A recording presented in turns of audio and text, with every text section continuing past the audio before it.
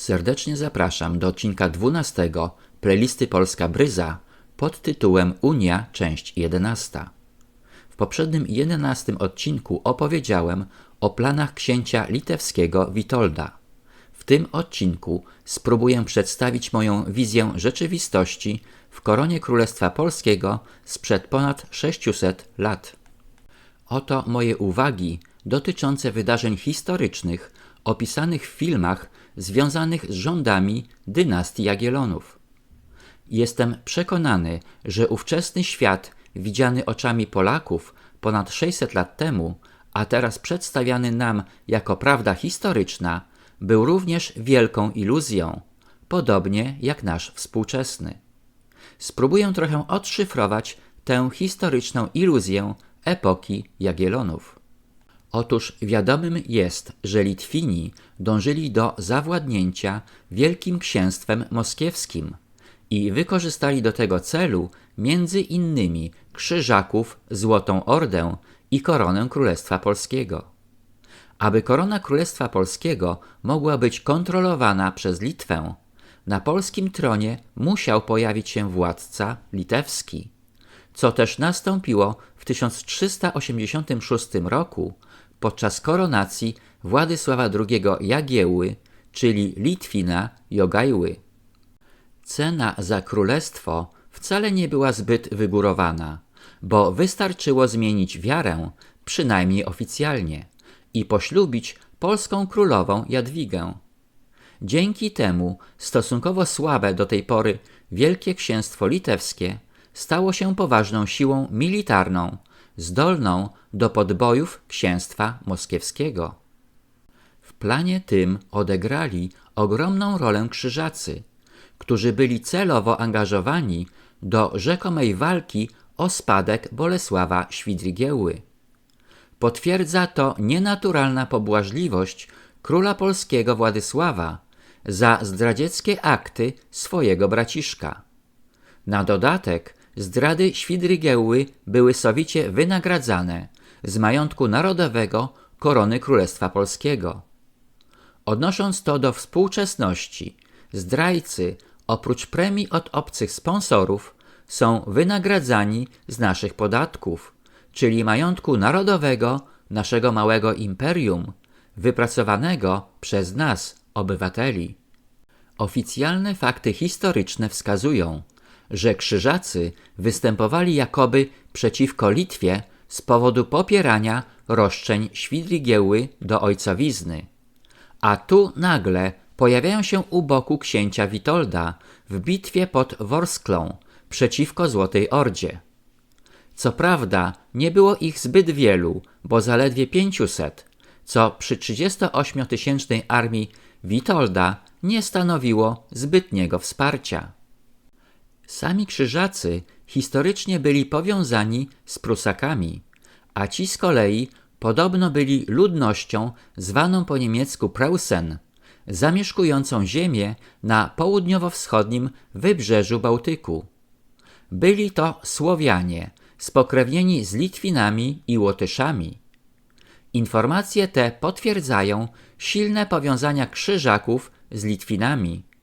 Jednym słowem, nad całą tą intrygą zawsze unosił się cień pruskiej wrony, reprezentowanej przez ówcześnie panującego wówczas na Węgrzech króla Zygmunta Luksemburskiego, sprzymierzonego z Krzyżakami. Króla, którego stałym gościem był Bolesław Świdrigiełło. Jest również całkiem prawdopodobne, że Bolesław służył jako łącznik i konsultant ze strony Litwinów, a jego rzekome pretensje do spadku były tylko pretekstem do zagranicznych podróży. Zwycięski wynik bitwy pod Grunwaldem, zakończony pogromem Krzyżaków wspieranych między innymi przez Prusaków, będący niewątpliwie zasługą wojsk polskich, był drobną skazą w planie wrogów Królestwa Polskiego. Ta wspaniała bitwa, zamiast zakończyć się ostatecznym zniszczeniem zakonu krzyżackiego, zakończyła się tylko pierwszym pokojem toruńskim, zgodnie z którym zakon zobowiązał się do zaprzestania ataków na Litwę i Polskę kosztem utraty Pomorza Gdańskiego i ziemi chełmińskiej. Powstaje pytanie, dlaczego Władysław II Jagiełło jako przedstawiciel zwycięskiej armii podpisał tak haniebny dokument, przekazujący rozgromionym Krzyżakom nasze ziemie? Czy istnieje w historii światowej podobny akt pokoju, w którym zwycięzcy oddają pokonanemu swoje ziemie? Szczerze w to wątpię, chyba że był to fragment misternego planu uknutego przez dynastię, której dobro korony Królestwa Polskiego było całkowicie obce i która wykorzystywała ją tylko do swoich wielkomocarstwowych celów. Czyż nasza współczesna rzeczywistość nie jest kalką starych dziejów? Czyż nie panuje u nas kolejna dynastia, dążąca do zniszczenia naszego małego imperium i realizująca całkowicie obce nam plany?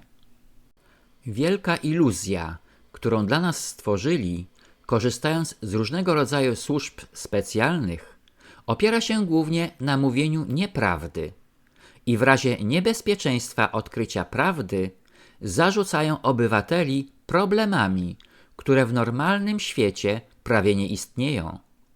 Swoje kłamstwa nazywają poprawnością polityczną i już dawno stracili poczucie rzeczywistości, a odróżnienie prawdy od kłamstwa staje się dla nich po prostu niemożliwe.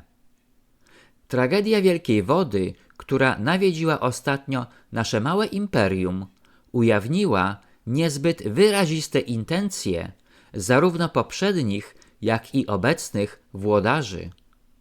Nie będę powtarzał trafnych spostrzeżeń pojawiających się w mediach społecznościowych, ale obserwując naszą iluzoryczną rzeczywistość, być może rozsądnym pomysłem byłoby rozpoczęcie budowy arki.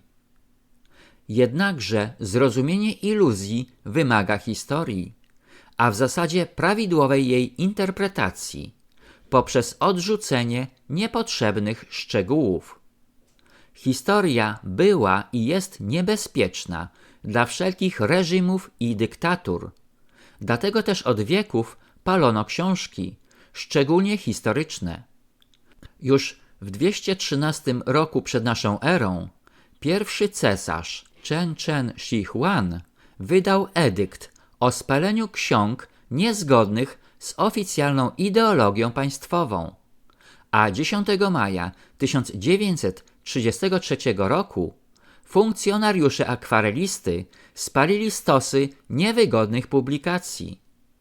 Nie będę dalej rozwijał tego obszernego tematu, a w kolejnym odcinku powrócę do historii związanej z unią dwóch kościołów. Dziękuję za wsparcie mojego kanału przez Buy Coffee 2, link pod filmem. Na tym zakończę odcinek 12, w którym opowiedziałem o iluzji rzeczywistości stworzonej w epoce Jagiellonów. Serdecznie zapraszam do odcinka 13 pod tytułem Unia, część 12.